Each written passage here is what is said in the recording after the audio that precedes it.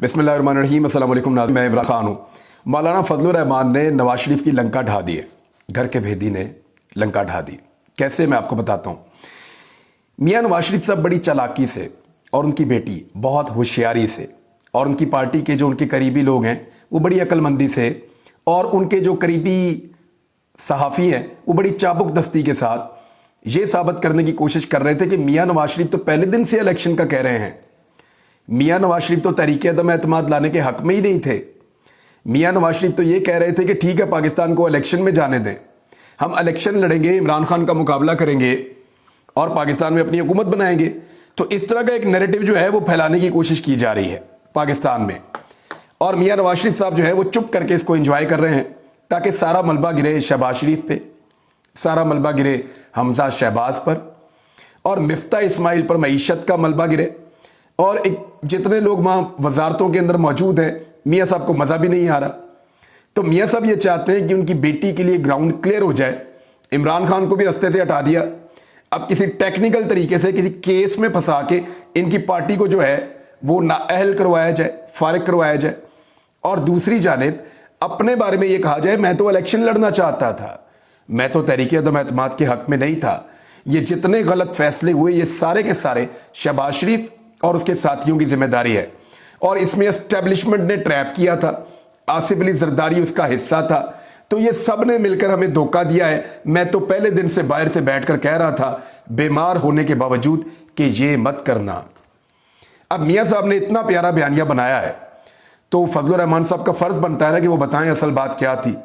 क्योंकि ये तो नहीं हो सकता कि गंद डालें सारे मिलकर और उठाएं कोई कोई लोग और मियाँ साहब बाद में गए मैं तो गंदा बिल्कुल नहीं हूं, मैंने तो किया ही कुछ नहीं। तो फजलुर रहमान साहब ने यहां पे एक स्टेटमेंट दिया है जिसके बाद में जाकर असरात पड़ेंगे। मियाँ साहब ने जो गेम बनाना शुरू की थी, क्योंकि फजलुर रहमान एक बहुत घाघ सियासतदान है, तो उन्होंने पहचान लिया है कि भाई हमसे सारा गंदा काम करवा के तो नवाज शरीफ साहब पवित्र होकर निकलने वाले हैं इसमें से, तो ऐसे तो मैं नहीं निकलने दूंगा। तो उन्होंने जो स्टेटमेंट जारी किया जरा ये आप सुन लें। अदम एतमाद से कबल पीडीएम एलामिये में नवाज शरीफ की मर्जी शामिल थी। ये अब फजलुर रहमान का स्टेटमेंट है, इसको ऑन रिकॉर्ड आप रख लें। या भूलने नहीं देना आपने इनको, क्योंकि मियाँ साहब ने बाद में कहना मैं मना करता था ना करो, इन्होंने ये किया है। मियाँ साहब ने कहना कि मेरे साथ इन्होंने फ्रॉड किया, हमें इदारों ने फंसाया है, हमें एस्टेब्लिशमेंट ने फंसाया है। कभी कहेंगे न्यूट्रल या खलाई मखलूक ने हमें फंसाया है, कभी कहेंगे हमें गिरफ्तारियों की धमकियां दी जाती थी, कभी मियाँ साहब कहेंगे कि हमें ये कहा जाता था फलां बंदा आकर ओहदे पे बैठ जाएगा। तो हमें तो बड़ा चक्कर दिया, मैं इनके चक्कर में नहीं आया, इनके चक्कर में मेरा छोटा भाई आ गया और उसके सारे साथी आ गए और इन्होंने जबरदस्ती ये किया। मैं तो पहले दिन से इतना अक्लमंद हूं कि मैं इनको मना कर रहा था कि इनकी पिच पर मत खेलो, लेकिन फजलुर रहमान साहब ने बीच चौराहे इनकी हांडियां फोड़ दी है। अब देखें क्या कह रहे हैं फजलुर रहमान साहब ने। ये पेशावर से रिपोर्ट हुआ है, उन्होंने कहा कि अदम एतमाद से कबल पीडीएम के एलामिये में नवाज शरीफ की मर्जी भी शामिल थी और अदम एतमाद से कबल एक राय थी कि नए इंतखाबात कराए जाएं।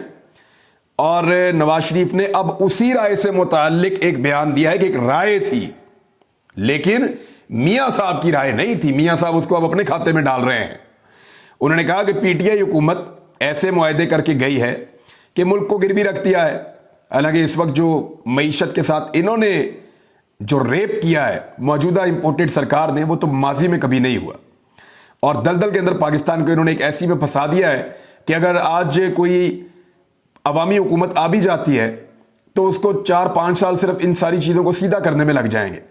और अल्लाह ताला की कोई मदद शामिल हो जाए, कुछ चीज़ें तेज़ी से हो जाएं, को पाकिस्तान के दोस्त ममालिक साथ दे लें, तो भी पाकिस्तान को इससे निकलने में 3 साल लग जाएंगे। जैसे पहले इनके बिछाए हुए जाल में या पहले इनकी बिछाई हुई जितनी माइंड्स थी उनसे पाकिस्तान को निकालने में इमरान खान को 3 साल लग गए थे। तो उन्होंने बड़ा क्लियरली कहा कि नवाज शरीफ साहब की मर्जी बाकायदा शामिल थी और ये एक राय थी। कुछ लोग ये राय दे रहे थे, मीटिंग जब होती है तो मुख्तलिफ लोग मुख्तलिफ राय देते हैं। एक राय थी कि जी इलेक्शन में ना चले जाएं। तो इमरान खान ने मौका तो बनाया, लेकिन तहरीक अदम एतमाद के मामले में मियाँ नवाज शरीफ साहब जो हैं उनकी मर्जी शामिल थी कि तहरीक अदम एतमाद लाई जाए। तो इस चीज़ को अब रिकॉर्ड पे हमेशा रखा जाए। एक और पाकिस्तानियों के साथ जुल्म होने वाला है, मैं ज़रा उसका آپ کو بتا دیتا ہوں کہ امکان کیا ہے جو سورسز سے خبر آ رہی ہے. وہ یہ کہہ رہی ہے کہ پیٹرول 10 روپے لیٹر اور ڈیزل 17 روپے لیٹر مزید بڑھنے والا ہے. یہ پاکستان کا بیشتر میڈیا اس کو رپورٹ کر رہا ہے. غریب عوام پر ایک اور بوجھ ڈالنے کی یہ تیاری ہے. پیٹرول 10 اور ڈیزل 17 روپے فی لیٹر مہنگا ہونے کا امکان ہے. اس سے ہوگا کیا؟ چاول کو پانی چاہیے، اس کے بعد آپ کی گندم کی بوائی ہے، تو یہ تو ایک بحران کے اوپر بحران پیدا ہوگا. اور اس پنجاب حکومت نے جو حمزہ شہباز کی گئی ہے، حمزہ شہباز کی پنجاب حکومت جو گئی ہے، اس کا جو سب سے بڑا جرم ہے وہ میں آپ کو بتا رہا ہوں، جو کل کو کسی اور کے کھاتے میں آپ مت ڈالیے گا. اس کو یاد رکھیے گا کہ حمزہ شہباز کی حکومت کا سب سے بڑا جرم یہ ہے کہ حمزہ شہباز کی حکومت نے گندم کی خریداری بوقت اور درست نہیں کی. حمزہ شہباز کی پوری توجہ یہاں پہ تھی کہ لانگ مارچ والوں کو مارو. مئی کے مہینے میں آپ کو یاد ہے 25 مئی کو وہ مار رہے تھے. یہ وہ ٹائم تھا 20-25 دن کا جب خریداری کی جاتی ہے، گندم کی پروکیورمنٹ ہوتی ہے، باردانہ دیا جاتا ہے، کسانوں سے گندم خرید کے سٹور کی جاتی ہے، جس کی بنیاد پہ پورا سال چلتا ہے. تو پنجاب کا کیونکہ اس میں ایک بہت بڑا رول ہوتا ہے، تو پنجاب میں گندم کی خریداری کا ایک بہت بڑا ٹاسک تھا جس کو حمزہ شہباز نے پورا نہیں کیا. کیونکہ اس وقت حمزہ شہباز کی توجہ صرف اس بارے میں تھی کہ خیبر پختونخوا سے آنے والوں کو کیسے روکنا ہے، لوگوں کے گھروں میں چھاپے کیسے مارنے ہیں، لوگوں کی چادر اور چار دیواری کا تقدس کیسے پامال کرنا ہے، عورتوں اور بچوں کے اوپر آنسو گیس کیسے پھینکنی ہے، پاکستان تحریک انصاف کے لوگوں کو گرفتار کیسے کرنا ہے. یہ سارے کام ان دنوں میں حمزہ شہباز کر رہے تھے اور بالکل توجہ نہیں تھی پاکستان کے سب سے بڑے ٹارگٹ کی طرف. تو انہوں نے گندم کی خریداری ٹھیک طریقے سے نہیں کی اور یہ بحران آپ کو نومبر اور دسمبر میں آ کر آپ کے گلے پڑ جائے گا. نومبر اور دسمبر میں آپ کے گلے میں وہ والا بحران پڑے گا جس کی داغ بیل رکھی گئی ہے اپریل اور مئی کے آخر تک حمزہ شہباز کی جانب سے. تو اس جرم کی سزا جو ہے وہ پاکستانی بھگتیں گے اگر پاکستانیوں کو وافر مقدار میں گندم نہیں ملتی. تو گندم کو آپ جب امپورٹ کریں گے تو وہ مہنگی ملے گی. آرمی منڈی میں قیمت بڑھ چکی ہے اور رشیا اب پاکستان کو 30% کم قیمت پہ گندم نہیں دے گا، کیونکہ یہ وعدہ انہوں نے عمران خان کے ساتھ کیا تھا. یہ وعدہ وہ نواز شریف، فضل الرحمان، شہباز شریف، آصف علی زرداری ان لوگوں کے ساتھ کرنا نہیں چاہتے. تو یہ آپ کلیئر کر لیں. ایک تو پیٹرولیم مصنوعات کی قیمتیں بڑھ رہی ہیں، دوسرا ایک بہت بڑا بحران آپ کے دروازے پہ کھڑا ہے جس کا ریسپانسبل حمزہ شہباز اور ان کے والد شہباز شریف ہیں، جبکہ آپ پی ڈی ایم کی باقی جماعتوں کو بھی حسب توفیق اس کے اوپر آپ ان کو جو آپ بدوائیں دینا چاہیں آپ دے سکتے ہیں.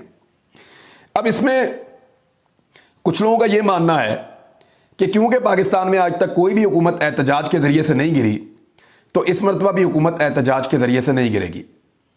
دیکھیے میں آپ کو ایک چیز بتا دیتا ہوں کہ احتجاج کے ذریعے سے پبلک تو موٹیویٹ ہوتی ہے، فرق تو پڑتا ہے حکومتوں کو، حکومتیں چاہے نہ گری ہوں. میرا یہ ماننا ہے کہ پاکستان میں آج تک پولیٹیکل پارٹیوں نے جتنے بڑے بڑے احتجاج کیے ہیں وہ اسٹیبلشمنٹ کی مدد اور ان کی مرضی سے کیے ہیں. چاہے وہ عمران خان صاحب کا دھرنا ہو، اس کے بارے میں بھی یہی کہا جاتا ہے، چاہے وہ طاہر القادری صاحب کا بار بار آنا ہو، اس کے بارے میں بھی یہی کہا جاتا ہے، فضل الرحمان کا بار بار آنا ہو یا تحریک لبیک کا آنا ہو. ان تمام جماعتوں کے بارے میں بار بار یہ کہا جاتا ہے کہ پیپلز پارٹی یا پی ایم ایل این والے آ رہے ہوں. یہ تب تک نہیں آتے جب تک کہ اسٹیبلشمنٹ کے ساتھ ان کی بات چیت نہیں چل رہی ہوتی، اور یہ کئی دہائیوں سے یہ سلسلہ ایسے ہی چل رہا ہے. تو جب اسٹیبلشمنٹ کسی کو لے کر آتی ہے تو وہ کبھی بھی حکومت کو نہیں گراتے، بلکہ وہ حکومت کو دبا کر ان سے اپنے مطالبات منوا لیتے ہیں. حکومت جب ان کے مطالبات مان لیتی ہے اسٹیبلشمنٹ کے، تو پھر اسٹیبلشمنٹ اس پولیٹیکل پارٹی کو کچھ نہ کچھ دے کر واپس بھجوا دیتی ہے. لیکن جو حقیقی عوامی جمہوری احتجاج جو ہے وہ کبھی بھی اسلام آباد تک نہیں پہنچا. ہم نے تو اپنی زندگی میں نہیں دیکھا جس کے پیچھے اسٹیبلشمنٹ نہ ہو. اگر واقعی میں 10-15 لاکھ لوگ اسلام آباد آ جاتے ہیں خیبر پختونخوا اور پنجاب سے، تو شاید یہ پہلی مرتبہ ہوگا کہ اسٹیبلشمنٹ کی مدد، ان کی منشا اور ان کی خواہش کے بغیر ایک پولیٹیکل پارٹی اسلام آباد تک پہنچ گئی ہے اتنی بڑی تعداد میں لوگوں کو لے کر. تو پہلی مرتبہ کسی حکومت کو عوامی دباؤ کا سامنا کرنا پڑے گا.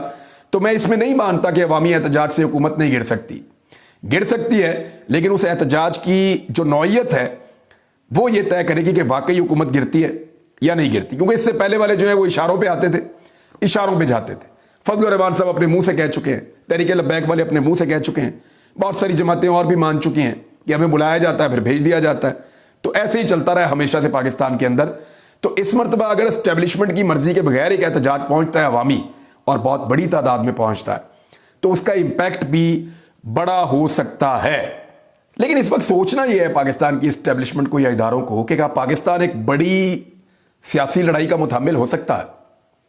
मईशत देखें ना आप कहां पहुंच गई है इस वक्त। अगर इमरान खान साहब एक बड़ा एहतजाज करते हैं और लोगों को लेकर इस्लामाबाद जाते हैं, तो ये मईशत की तबाही का सारा मलबा उठाकर इंपोर्टेड सरकार इमरान खान पर डाल देगी और वो ये कहेंगे देखा हमें चलने नहीं देता, हमें काम ही नहीं करने देता, देखो खुद भी मुल्क को बेड़ागर्क किया, अब हम आए थे हुकूमत करने के लिए, हमें भी मुल्क नहीं चलाने दिया। जब हुकूमत से बाहर निकलते हैं एहतजाज शुरू कर देते हैं। तो इस किस्म का प्रोपेगेंडा इमरान खान के खिलाफ किया जाएगा और पाकिस्तान का मीडिया को पता है बावला हुआ है। जैसे ही उनको इशारा होगा वो इमरान खान साहब के ऊपर पिल पड़ेंगे। तो इस सूरत हाल में बेहतर यह है कि इमरान खान साहब थोड़ा होल्ड करें और इस वक्त वो होल्ड कर रहे हैं। उन्होंने कुछ अहकामात जारी किए हैं, ये मैं आपको बताऊंगा। लेकिन क्या अवामी एहतजाज का रिस्क इस वक्त पाकिस्तान की एस्टेब्लिशमेंट या ताकतवर हल्के ले सकते हैं? क्या उन्हें यह रिस्क लेना चाहिए? मेरे ख्याल में उन्हें यह रिस्क इस वक्त नहीं लेना चाहिए। इमरान खान साहब को सिर्फ एक वाकया, एक इंसिडेंट या कोई एक बड़ी गलती दरकार है इस इंपोर्टेड सरकार की।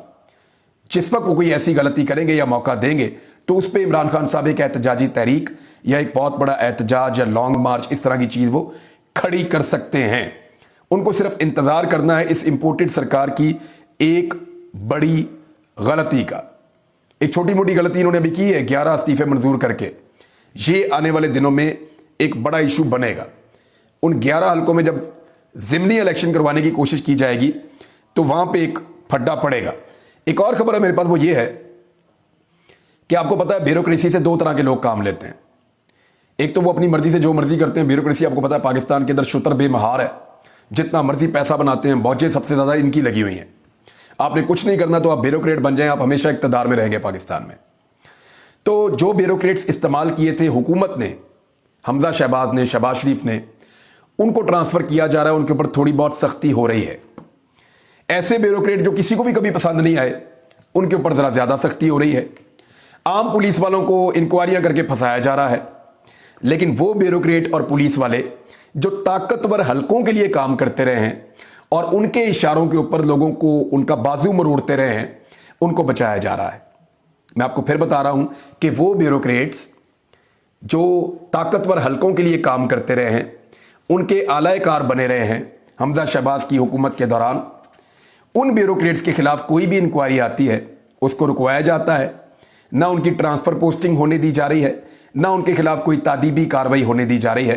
तो वो जो ताकतवर हल्के हैं, बहुत ताकतवर लोग हैं पाकिस्तान के, वो अपने मनपसंद ब्यूरोक्रेट्स जो उनकी मदद करते रहे हैं, उनकी प्रोटेक्शन के लिए इस वक्त काम कर रहे हैं। और इसके ऊपर लोग जो हैं वो बेचारे सीख पा रहते हैं। पॉलिटिकल वर्कर्स भी हैं, मुख्तलिफ सहाफ़ी हैं, बहुत सारे लोग हैं। वो ये कह रहे हैं कि इतना जालिम आदमी था ये, इसको आपने क्यों छोड़ दिया, इसको क्यों छोड़ दिया आपने? तो पता चला कि उसके पीछे बहुत ताकतवर लोग हैं जिन्होंने उससे काम लिया था, वो उसको इस वक्त प्रोटेक्ट कर रहे हैं। इमरान खान साहब ने दो बड़े ऐलानात किए हैं। दोनों ऐलानात मैं आपके सामने रख देता हूं।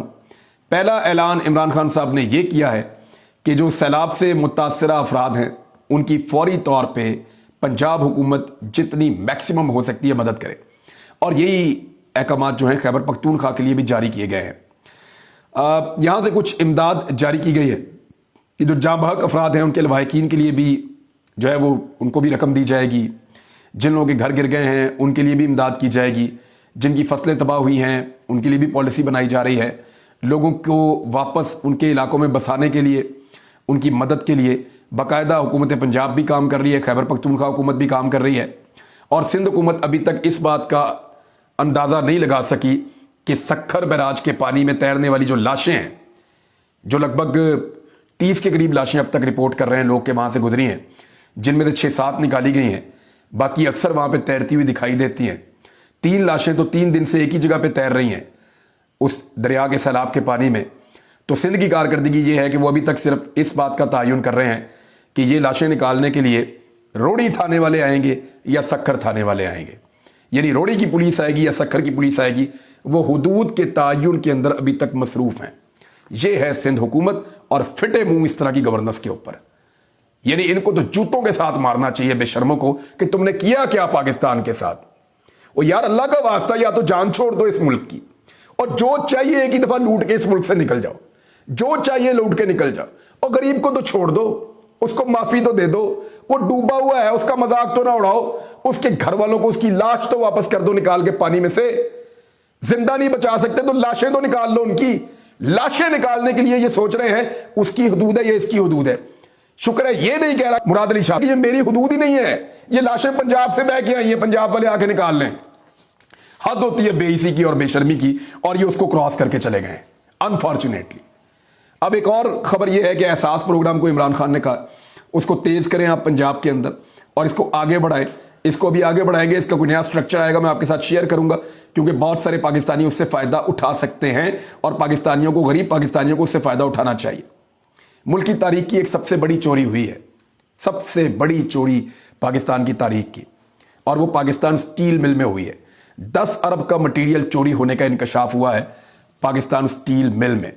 हुआ कैसे है इसके ऊपर जो है वो अब इंक्वायरी लगाई गई है, लेकिन इसमें से निकलना कुछ नहीं है। उसकी वजह मैं आपको बताता हूं कि 27 जुलाई 2022 को, ये अभी 27 जुलाई को, चंद दिन पहले, रात के वक्त 50 अफराद पर मुश्तमिल एक गिरोह आता है और पाकिस्तान स्टील मिल के प्लांट एरिया पर धावा बोल देता है और अरबों रुपए मालियत का तांबा, वायर्स, दीदा दलेरी के साथ लूट कर फरार हो जाता है।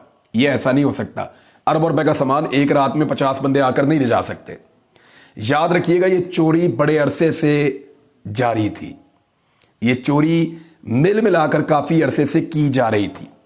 क्योंकि मुझे नहीं समझ आती 50 बंदे आए और एक ही दिन में अरबों रुपए का सामान 10 अरब रुपए का लेके चले गए, नहीं हो नहीं सकता। ये चोरी बहुत अरसे से हो रही थी, ये एक वारदात डालकर सिर्फ उसको एक लिबादा पहनाया गया है। ये चोरी को छुपाने का एक तरीका है जो 27 जुलाई की रात को किया गया है। बहरहाल इसके ऊपर तो मुझे लगता है अदालत को तहकीकाती कमीशन बनाना चाहिए और इसके ऊपर इंक्वायरी करनी चाहिए। 10 अरब रुपए का जो है वहां से पाकिस्तान का मटेरियल लूट कर भाग गए हैं, और वैसे ही पाकिस्तान का अरबों रुपए का नुकसान रोजाना हो रहा है। ऐसे चलता है मुल्क, ऐसे तो नहीं चलता। अब तक के लिए इतनी, अपना ख्याल रखिएगा, अपने इस चैनल का भी। अल्लाह हाफिज।